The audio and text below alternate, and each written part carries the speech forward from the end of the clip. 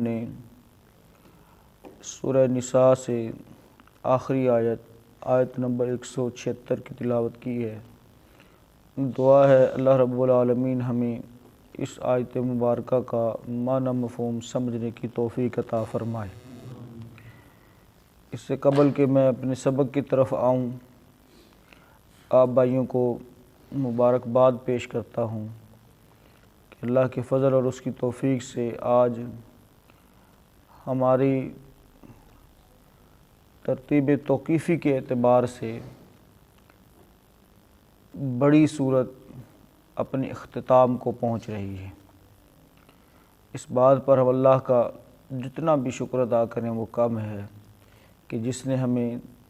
اپنے گھر میں جمع ہو کر سبکن قرآن مجید کو پڑھنے کی توفیق عطا فرمائی، اور ہمارا یہ سبق الحمدللہ یہاں چوتھی صورت کے اختتام پر پہنچا ہے۔ اللہ رب العالمین سے دعا ہے اللہ رب العالمین ہمیں اس عمل پر استقامت عطا فرمائے، اور اسی طرح سے ہم اپنے اس کام کو جاری و ساری رکھیں۔ کتاب اللہ کو سیکھنا، سمجھنا، اس کی کوشش کرنا محترم بھائیوں ہم سب کے لیے بڑا سود مند ہے۔ اسپیشلی کلمہ پڑھنے والوں کو تو اس کتاب کے ساتھ جڑ کر رہنا چاہیے، نہ اس کو اپنے اوپر وزن بوجھ سمجھنا چاہیے، نہ ہی اس کے پڑھنے پڑھانے سے بور ہونا چاہیے۔ اللہ تعالی ہم سب کو توفیق عطا فرمائے۔ اللہ رب العالمین اس قرآن کو ہمارے سینوں کی بہار بنا دے، ہمارے دلوں کا سکون بنا دے، ہمارے ہم غم پریشانیاں دور کرنے والا بنا دے۔ آج کا جو ہمارا سبق ہے، یاد رکھیے اس سورت کی ابتدا تقوی کے حکم سے ہوئی ہے، اور اس کے بعد مال کی تقسیم، اموال، جائیداد، وراثت، اس کی تقسیم کے کھلے احکامات اللہ تعالیٰ نے دیے۔ اس کے بعد جو لوگ اللہ کی وحی، اللہ کے بھیجے ہوئے پیغمبروں کا انکار کرتے ہیں، ان کے ساتھ مجادلہ بھی ہوا، مباحثہ بھی ہوا، دلائل براہین کے ساتھ ساتھ آخر میں پھر اسی بات پر آ کر بات ختم ہو رہی ہے جہاں سے شروع ہوئی تھی۔ یاد رکھیے مال ہر ایک کو پیارا ہے۔ اللہ کا خوف، اللہ کا ڈر اگر بندے کے دل میں نہ ہو تو یہ مال بڑے بڑوں کو لے ڈوبتا ہے، اور بالخصوص جو مال مفت ہے، مال مفت سے مراد وراثت کا مال ہے، اس کے اندر بندے کی اپنی کوئی ایفرٹ نہیں ہوتی، اپنی کوئی کوشش نہیں ہوتی، وہ اس کا ایسے ہی سمجھو کہ مالک بن جاتا ہے۔ اور بعض لوگ رات کو سوتے ہیں تو صبح وہ کروڑوں اربوں کے مالک ہوتے ہیں، تو ایسے میں دل بڑا بے رحم ہو جاتا ہے، اور جب مال مفت مل رہا ہو تو بندہ کہتا ہے کہ یہ سارا ہی مجھے ملنا چاہیے، تو وہ کئی حقداروں کو یا تو بائی پاس کرے گا، یا پھر ان کے ساتھ لڑائی جھگڑا کر کے ان سے چھیننے کی کوشش کرے گا۔ تو اللہ رب العالمین نے کیونکہ جو ہمیں جو دین دیا ہے وہ اتنا صاف ستھرا ہے، اتنا بہترین ہے کہ جس میں ذرا برابر، ایک بال برابر بھی ظلم روا ہی نہیں ہے۔ نہ اللہ تعالیٰ خود ظلم کرتا ہے، نہ کسی کو کرنے دیتا ہے، نہ اس کو گوارا ہے کہ اس کی مخلوق میں سے کوئی ظلم کرے۔ تو اللہ رب العالمین نے حصص مقرر فرما دیے، وراثت کی تقسیم اور دیگر سارے معاملات وہ طے کر دیے، اور یہ طے کیے ہیں اپنی علم اور اپنی قدرت کے ساتھ، تاکہ بعد میں کوئی رفڑ نہ پڑ سکے، بعد میں لوگوں کی عقل جو ہے وہ بھٹک نہ جائے، دھوکہ نہ کھا جائے، بھٹک نہ جائے۔ تو یاد رکھیے یہ حصص اور وراثت کے جتنے بھی معاملات ہیں یہ اللہ تعالیٰ نے وحی کے ذریعے، اور وحی کنفرم علم ہے، انسانوں کا علم اس کے اندر بندہ دھوکہ کھا سکتا ہے، بھٹک سکتا ہے، کوئی ٹھوکر کھا سکتا ہے، لیکن جو اللہ رب العالمین نے حکم دے دیا ہے وحی کے ذریعے وہ کنفرم علم ہے۔ تو ہمیں اللہ کی تقسیم کے اوپر راضی ہونا پڑے گا، اور اللہ کی تقسیم پر راضی ہونے میں ہی ہمارا فائدہ ہے، اور اللہ کی تقسیم کو چھوڑ کر ہم اپنی طرف سے کوئی دباؤ ڈال کر، کوئی بوجھ ڈال کر، کسی سے ناراضی شو کر کے ہم اس سے کوئی بھی چیز اگر لے بھی لیتے ہیں تو وہ ہمارے لیے جائز نہیں ہوگی جب تک کہ اس کی رضامندی شامل نہ ہو، وہ ہبہ کی شکل میں ہو یا کسی بھی شکل میں ہو۔ تو مال جو ہے میں پہلے عرض کر چکا ایک بہت بڑا فتنہ ہے،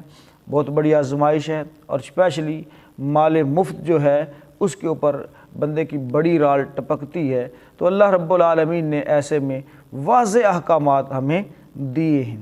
یہاں لفظ یستفتون کا آیا ہے، اس کا مطلب ہوتا ہے فتویٰ مانگنا۔ یستفتون کا آپ سے پوچھتے ہیں، آپ سے سوال کرتے ہیں، فتویٰ مانگتے ہیں۔ اب کس بات کا فتویٰ مانگتے ہیں وہ بات اللہ نے یہاں پر حذف کر دی۔ فتویٰ مانگتے ہیں اس شخص کے بارے میں جس بندے کی اولاد ہی کوئی نہیں، جس بندے کے ماں باپ ہی بھی نہیں ہیں، صاف ظاہر ہے وہ دنیا سے چلا جاتا ہے تو مال تو اس کے پاس بھی ہے، وراثت تو وہ بھی چھوڑ کر جا رہا ہے۔ اب اس مال کا وارث کون ہوگا، اس ترکے کا وارث کون ہوگا، تو یہ میراث کہاں کہاں تقسیم ہوگی، تو یہ ایک بڑا امپورٹنٹ سوال تھا، اہم سوال تھا۔ تو اللہ رب العالمین نے فرمایا یستفتونک، یہ لوگ آپ سے سوال کرتے ہیں، فتویٰ پوچھتے ہیں، فتویٰ مانگتے ہیں، یعنی کلالہ کے بارے میں۔ قل کہہ دیجئے اللہ یفتیکم، فتویٰ دیتا ہے تمہیں، اللہ تمہیں فتویٰ دیتا ہے فی الکلالتی، کلالہ کے بارے میں۔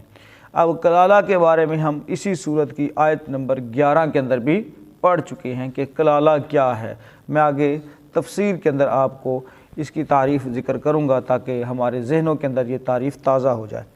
فی الکلالتی، کلالہ کے بارے میں کہہ دیجئے کہ اللہ تمہیں فتویٰ دیتا ہے، اور اللہ کا فتویٰ صاف ظاہر ہے، یہ کنفرم ہے، اس کے اندر کوئی شک و شبہ نہیں، یہ پوری کتاب ہی لا ریب ہے، بے عیب ہے، اس کے اندر کوئی شک و شبہ نہیں۔ ان امرؤ، اگر کوئی مرد ہلاکا، فوت ہو جائے، مر جائے، لیس لہ، نہ ہو اس کے لیے، ولد، کوئی اولاد، نہ بیٹا ہے نہ ہی بیٹی ہے، وَلَهُ، اور اس کے لیے ہو، اختن، ایک بہن، اس کی ایک بہن ہو، فَلَهَا، پس اس کے لیے، نصف ہوگا، ما ترکا، جو اس نے چھوڑا، اس کی اپنی اولاد ہے کوئی نہیں، اسی طرح سے ماں باپ بھی اس کے نہیں ہیں اور بھائی بھی نہیں ہے، صرف کیا ہے، ایک بہن ہے، تو اس کے لیے اس ترکے میں سے جتنا وہ ترکہ چھوڑ کر جا رہا ہے وہ تھوڑا ہے یا زیادہ ہے، نصف ہوگا اس بہن، اکلوتی بہن کے لیے۔ وَهُوَ، اور اگر معاملہ اس کے اپوزٹ ہو، اس کے الٹ ہو کہ کوئی عورت جا رہی ہے اور عورت فوت ہو گئی ہے اور اس کی کوئی اولاد نہیں، اور نہ ہی اسی طرح سے عورت کے ماں باپ زندہ ہیں، نہ ہی جو ہے عورت کے ساتھ عورت کی کوئی بہن بھی کوئی نہیں ہے، اب وہ اکیلا بھائی ہے، جیسے یہ اکیلی بہن تھی تو وہ بھی ایسے کیا ہے، اکیلا بھائی ہے۔ وَهُوَ، اور وہ، یرثها، وارث ہوگا اس کا، ان لم یکن لها ولد، اگر نہ ہو اس عورت کی کوئی اولاد، نہ ہو اس عورت کی کوئی اولاد، یعنی اپوزٹ، یہ بھی اس کا کیا ہوگا، وارث ہوگا۔ فَإِن كَانَتْ اثْنَتَيْنِ، پس اگر ہو دو عورتیں، یعنی دو بہنیں یا پھر آگے دو بیٹیاں، فَلَهُمَا، پس ان دونوں کے لیے، الثُّلُثَانِ، تہائی ہوگا، 2/3 مما، اس میں سے، ترکا، جو اس نے چھوڑا، یعنی بندہ فوت ہو گیا ہے، اس کی اولاد کوئی نہیں، ماں باپ بھی کوئی نہیں، اب 2 بہنیں ہیں تو ان 2 بہنوں میں کیا تقسیم ہوگا، 2/3 اس کے اندر تقسیم ہوگا۔ وَإِن كَانُوا، اور اگر وہ ہیں، إِخْوَةً رِجَالًا وَنِسَاءً، اگر ہیں بہنیں اور مرد، وَنِسَاءً، اور عورتیں، فَلِلذَّكَرِ، پس ہوگا مرد کے لیے، مِثْلُ حَظِّ الْأُنْثَيَيْنِ، 2 عورتوں کے حصے کے برابر، یعنی اگر بہن بھائی ملے جلے ہیں دو بھائی ہیں اور دو ہی بہنیں ہیں، یا اسی طرح سے ایک بھائی ہے اور دو بہنیں ہیں، یا اس کے الٹ بھی ہو سکتا ہے دو بھائیاں اور ایک بہن ہے، اگر ملے جلے ہیں مرد اور عورتیں، بھائی اور بہنیں، تو پھر ان کی تقسیم اسی اعتبار سے ہوگی جو اللہ تعالیٰ نے پہلے مقرر کر دیا ہے، اور وہ کیا ہے کہ مرد کو دو عورتوں کے برابر حصہ ملے گا، یعنی عورت کو آدھا حصہ ملے گا اور مرد کو پورا حصہ ملے گا۔ یبین اللہ، بیان کرتا ہے اللہ تعالیٰ، لکم تمہارے لیے کھول کھول کر، ان تضلوا، یہ کہ تم گمراہ نہ ہو جاؤ۔ دیکھو کتنی بڑی حکمت ہے اللہ رب العالمین کے اس حکم کے اندر، اس فتوے کے اندر اور احکام وراثت کے اندر کتنی بڑی حکمت پنہا ہے کہ اگر تم اپنی طرف سے جو ہے حصص مقرر کرو گے، وراثت کی تقسیم پر جاؤ گے، تو چانس ہیں کہ کیا ہو جاؤ گے، گمراہ ہو جاؤ گے۔ اس لیے اللہ تعالیٰ نے تمہیں گمراہی سے بچانے کی خاطر اللہ رب العالمین نے تمہیں یہ حصص اپنی طرف سے مقرر کر کے دے دیے ہیں تاکہ تم بھٹک نہ جاؤ، گمراہ نہ ہو جاؤ، کوئی ٹھوکر نہ تمہیں لگ جائے۔ فرمایا واللہ، اور اللہ بکل شیء علیم، ہر چیز کا خوب جاننے والا ہے۔ اب دنیا کے اندر اللہ کے علاوہ تو کوئی ایسا دعویٰ کر ہی نہیں سکتا کہ وہ ہر چیز کا جاننے والا، ہر چیز کے نفع نقصان کو جانتا ہے۔ کوئی کر سکتا ہے؟ ایک خیالی چیز ہو سکتی ہے لیکن اس کے اندر حقیقت کوئی نہیں۔ فرمایا واللہ، اور اللہ بکل شیء علیم، ہر چیز کا خوب جاننے والا ہے، کیا نفع ہے کیا نقصان ہے، کس کو کتنا دینا ہے اور کس کو کتنا نہیں دینا، کس کا کتنا حق بنتا ہے، اللہ تعالیٰ کو سب علم ہے، اور اس کے اندر کیا کیا حکمتیں ہیں اس کا بھی علم ہے۔ اس وجہ سے اللہ تعالیٰ نے یہ حصص مقرر فرمائے۔ ترجمہ دوبارہ سے دیکھیں، یستفتونک، وہ آپ سے فتویٰ مانگتے ہیں، تو اس سے فتویٰ پوچھتے ہیں، قل اللہ، کہہ دیجئے اللہ، یفتیکم، فتویٰ دیتا ہے تمہیں، فی الکلالہ، کلالہ کے بارے میں، ان امرؤ، اگر کوئی آدمی ہلاکا، مر جائے، فوت ہو جائے، لیس لہ ولد، اس کی کوئی اولاد نہ ہو، ولہ، اور اس کے لیے ہو، اخت، ایک بہن، فلہا، پس اس ایک بہن کے لیے، نصف ہوگا، آدھا ہوگا، ما ترک، جو اس نے چھوڑا، وہو یرثھا، اور وہ خود، یعنی مرد اگر زندہ ہے اور عورت اگر فوت ہو گئی ہے، وہ دو ہی بہن بھائی تھے اور بہن کی اولاد بھی نہیں اور ماں باپ بھی زندہ نہیں ہیں، وہو یرثھا، اور وہ خود وارث ہوگا اس بہن کا، ان لم یکن لہا ولد، اگر اس بہن کی کوئی اولاد نہ ہو، فَإِن كَانَتْ اثْنَتَيْنِ، پھر اگر ہوں وہ دو بہنیں، فَلَهُمَا الثُّلُثَانِ مِمَّا تَرَكَ، تو ان میں سے 2/3 ہوگا جو اس نے چھوڑا ہے، جو اس کا ترکہ ہے، ان کے لیے 2/3 ہوگا۔ وَإِن كَانُوا إِخْوَةً رِجَالًا وَنِسَاءً، اور اگر وہ کئی بھائی بہن مرد اور عورتیں ہوں، فَلِلذَّكَرِ مِثْلُ حَظِّ الْأُنثَيَيْنِ، تو پھر ان کی تقسیم اس پہلے قاعدے کے مطابق ہوگی، اور وہ پہلا قاعدہ کیا ہے، لِلذَّكَرِ، مرد کے لیے، مثل ہوگا، برابر ہوگا، حظ الانثیین، 2 عورتوں کے حصے کے۔ یبین اللہ، بیان کرتا ہے اللہ، لکم، تمہارے لیے، کھول کھول کر، ان تضلوا، یہ کہ تم گمراہ نہ ہو جاؤ، یعنی اللہ نے یہ سارے معاملات از خود کھول کر تمہارے سامنے بیان کر دیے ہیں تاکہ تم گمراہی سے بچ جاؤ۔ واللہ بکل شیء علیم، اور اللہ ہر چیز کا خوب جاننے والا ہے۔ محترم بھائیو، آج کا جو ہمارا سبق ہے، اس میں اس کی شان نزول میں امام بخاری علیہ رحمہ ایک واقعہ لے کر آئے ہیں کہ پیارے پیغمبر جناب محمد رسول اللہ صلی اللہ علیہ وسلم سیدنا جابر رضی اللہ تعالیٰ عنہ کے گھر تشریف لے گئے، اور یہ حالت ایسی تھی کہ جس میں وہ بیمار تھے اور بے ہوش پڑے ہوئے تھے۔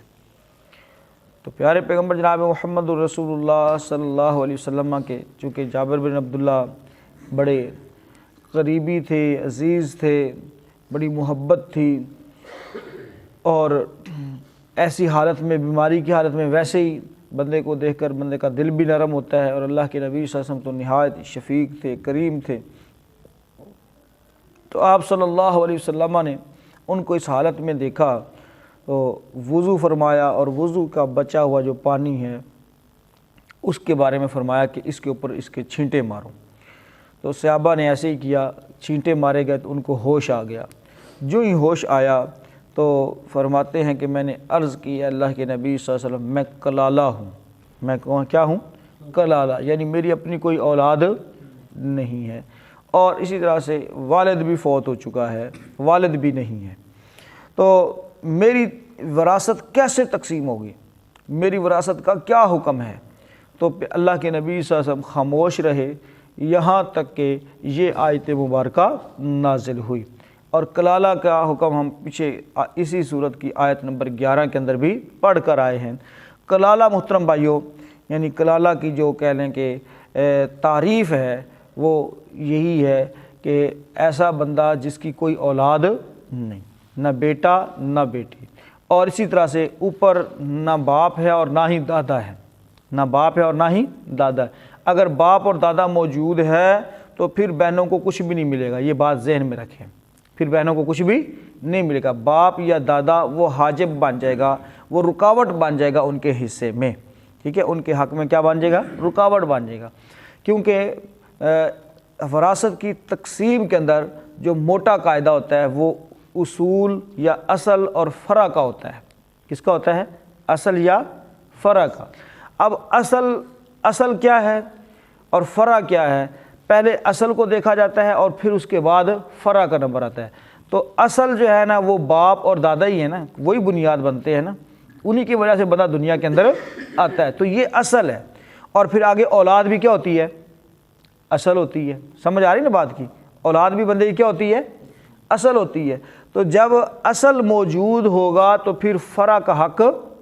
نہیں ہوگا۔ جب اصل موجود نہیں ہوگا تو پھر حصص تقسیم کرتے ہوئے کس سائڈ پر چلے جائیں گے؟ فرع کی طرف چلے جائیں گے۔ تو اصل موجود نہیں، یعنی اولاد تو ہے ہی کوئی نہیں، اور اصل کے اندر جو اوپر کی لڑی ہے، یعنی اصل دونوں طرف چلتا ہے، یعنی نیچے بھی اولاد اور اس طرح سے آگے پوتا پوتی وغیرہ اس طرف چلتا ہے، اور اوپر تک بھی جاتا ہے، یعنی باپ دادا اور پھر آگے اس سے آگے۔ تو جب اصل موجود نہیں ہے دونوں طرف، نہ نیچے کی طرف اور نہ ہی اوپر کی طرف، تو ایسا شخص کیا کہلائے گا؟ کلالہ کہلائے گا۔ اور کلالہ کا حکم اللہ تعالیٰ نے دے دیا کہ اگر کلالہ ہے شخص تو پھر اس کی بہن یا اسی طرح سے بھائیوں کو دیکھا جائے گا، اور پھر ان کو آدھا حصہ دیا جائے گا اگر ایک ہی ہے تو، اور اگر متعدد ہیں یا دو بہنیں ہیں تو پھر اس طرح سے ان کی جو ہے تقسیم تھوڑی سی مختلف ہوگی۔ تو یہ اللہ رب العالمین نے یہاں پر چونکہ یہ سورت کا اختتام ہو رہا ہے، اینڈ ہو رہا ہے، تو انتہائی مختصر انداز میں اللہ رب العالمین نے یہ آیت مبارکہ نازل فرمائی، جس کے اندر اللہ رب العالمین نے کلالہ کی وراثت کی تقسیم کا ایک موٹا سا فارمولہ دیا ہے۔ اور ویسے تو وراثت کا علم ایک بڑا وسیع علم ہے، اس کو علم الفرائض کہا جاتا ہے، اور جو بندہ علم الفرائض جانتا ہے وہ عالم ہے۔ محترم بھائیو، وراثت کا علم یہ تگڑا علم کہہ سکتے ہیں آپ، اور یہ اسلام کی شان ہے، اسلام کی شان ہے کہ اس نے صرف بندوں کو نماز روزہ نہیں دیا، عبادت نہیں دی، بلکہ اس کو معاملات بھی سکھائے، ڈیلنگ سکھائی ہے، اور اس کے ساتھ ساتھ ریاضی کی جو ابتدا ہے، ہم کہتے ہیں نا صفر فلاں بندے نے ایجاد کی، آگے جناب 1 2 3 فلاں نے ایجاد کیے، گنتی فلاں نے بنائی، فلاں نے بنائی۔ اور محترم بھائیو، یہ علم ریاضی کی بنیاد ہی اسلام نے ڈالی ہے۔ علم ریاضی کی بنیاد کس نے ڈالی ہے؟ اسلام نے ڈالی ہے، اور اس کے اوپر یعنی باقی بعد کے اندر بڑی ترقی ہوئی، لیکن بنیاد جو ہے وہ اسلام نے ڈالی ہے۔ آج افسوسناک بات یہ ہے کہ ہم بہت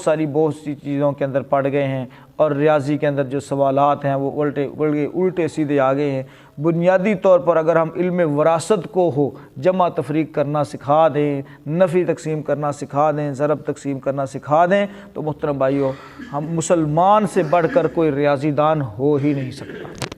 یہ اسلام کی ہمارے اوپر ایک کہہ لیں کہ بڑی رحمت ہے کہ اس نے ہمیں ہر قسم کے علم سے نوازا ہے۔ اللہ تعالیٰ سے دعا کرتے ہیں اللہ رب العالمین ہمیں کنفرم علم، وحی کے علم کے اوپر چلنے کی توفیق عطا فرمائے، حرص ہوس سے، مال کی حرص سے اللہ تعالیٰ محفوظ فرمائے، نفسوں کی شرارتوں سے اللہ رب العالمین محفوظ فرمائے، شیطان کے شر سے اللہ تعالیٰ محفوظ فرمائے، اور یہ صورت مبارکہ جو مکمل ہوئی ہے اس پوری صورت کو ہمیں اچھے طریقے سے سمجھنے اور آگے اپنے اس مشن کو جاری رکھنے کی توفیق عطا فرمائے۔ بہت بہت شکریہ، جزاکم اللہ خیر واسن جزاک۔